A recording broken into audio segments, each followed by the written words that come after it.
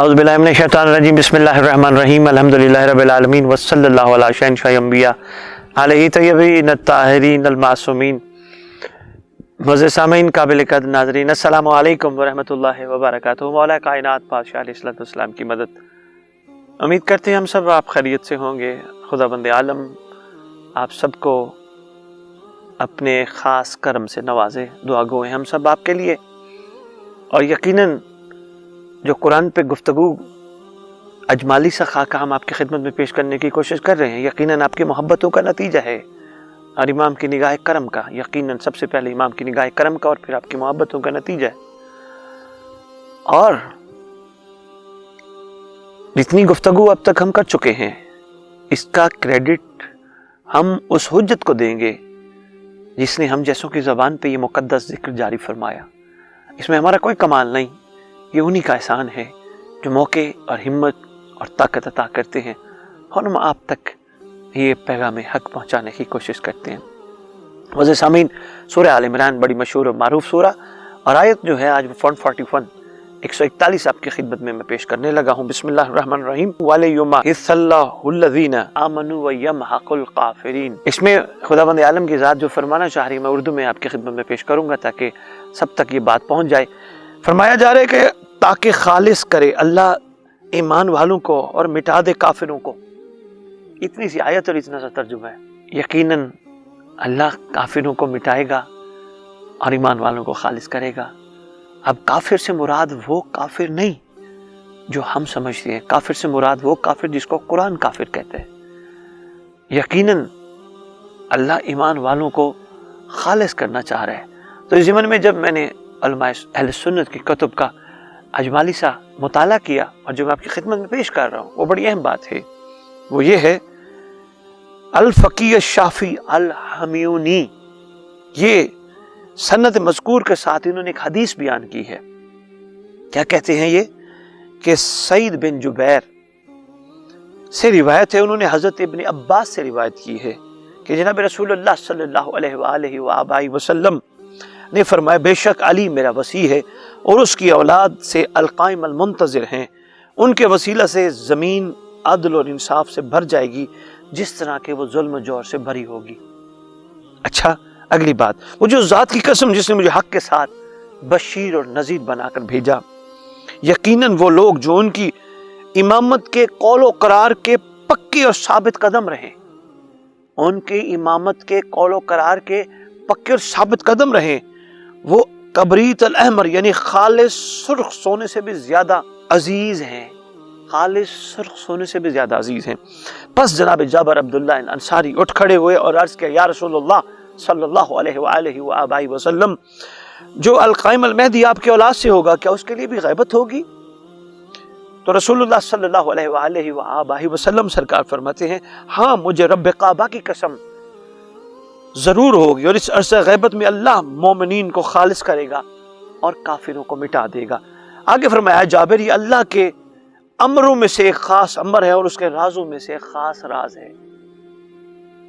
غیبت کے سبب اور علت کا راز لوگوں سے پوشیدہ رکھا گیا، بس شک سے بچنا ہے کیونکہ اللہ عز و جل کے امر میں شک کرنا کفر ہے۔ اب یہ بات آپ کے سامنے میں نے رکھی ہے اور آپ نے غور بھی فرمائی اور آپ کے خوبصورت کمنٹس بھی میرے پاس آ رہے ہیں، تو میں ایک چھوٹی سی بات آپ کی خدمت میں گزارش کرنا چاہوں گا۔ بڑی اب تک کی گفتگو میں میں سمجھتا ہوں کمال ترین بات ارشاد فرمائی گئی ہے۔ اس کے زمانے میں خالص قول پر، امامت کے قول پر پکے رہنے والے سرخ سونے سے زیادہ عزیز ہیں، نایاب ہیں۔ سرخ سونا کوئی معمولی سونا نہیں، بڑا پیورٹی ہوتا ہے، کمال ہوتا ہے۔ اس سے بھی زیادہ جو عزیز اور ناپید ہوں وہ ان کی امامت پہ قائل رہنے والے ہوں گے۔ اصل معاملہ یہ ہے معزز سامعین، قابل قدر ناظرین، دیکھ کے ماننا اور ہے، غیبت میں ماننا اور ہے۔ دیکھ کے تو ہر کوئی احترام کرتا ہے، ادب کرتا ہے، کوئی غیبت میں مانے تو پتہ چلے، کوئی غیبت کی حقیقت کو سمجھے تو پتہ چلے۔ دیکھ کے تو ہر کوئی سلام کرتا ہے، کوئی کمر پیچھے پہچانے تو پتہ چلے۔ یعنی اپنے آپ کو مضبوط رکھنا، قائم رکھنا، سچا رکھنا، شک سے پاک رکھنا، یقیناً صرف اور صرف اس کے دور کے لوگوں کا ہی یہ وتیرہ ہوگا۔ تو اسی لیے فرمایا گیا کہ وہ جب ہوں گے تو خالص ہوں گے، یقیناً خداوند عالم ان کو خالص کر دے گا اور باقیوں کو مٹا دے گا۔ تو یقیناً خالص ہونا ہے۔ دیکھیں خالص چیز اس کو کہتے ہیں، اب اس پہ میں چھوٹی سی ایک بات کا اضافہ کرتا جاؤں، خالص چیز اس کو کہتے ہیں جس میں ملاوٹ نہ ہو، یعنی جس میں رتی بھر کی ملاوٹ ہو جائے وہ خالص نہیں ہوتی، جس میں ذرا بھر بھی ملاوٹ نہ ہو وہ خالص ہوتی ہے۔ تو وہ خالص چیز تو یقیناً ہر دور میں ناپید ہوتی ہے۔ اب اگر خالص چیز ناپید ہوتی ہے تو معزز سامعین، قابل قدر ناظرین، وہ خالص لوگ کس طرح عام ہوں گے؟ وہ بھی تو ناپید ہوں گے۔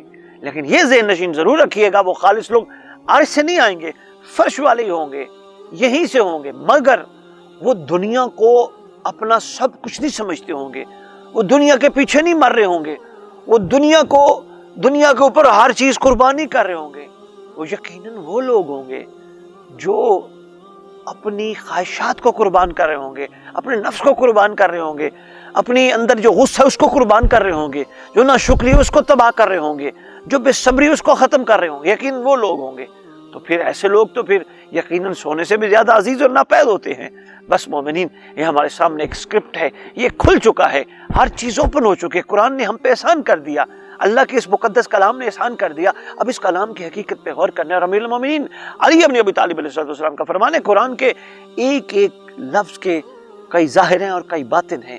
اگر باطن ہیں اور ظاہر ہیں تو پھر باطن اور سطحی لوگ نہیں سمجھ سکتے، گہرے لوگ سمجھ سکتے ہیں، سطحی لوگ ظاہر کو دیکھتے ہیں، مگر جو اس کے اندر باطن چھپا ہوتا ہے وہ گہرے لوگ دیکھ رہے ہوتے ہیں، معرفت والے لوگ دیکھ رہے ہوتے ہیں، اس کے راز کو تلاش کرنے کی کوشش کر رہے ہوتے ہیں۔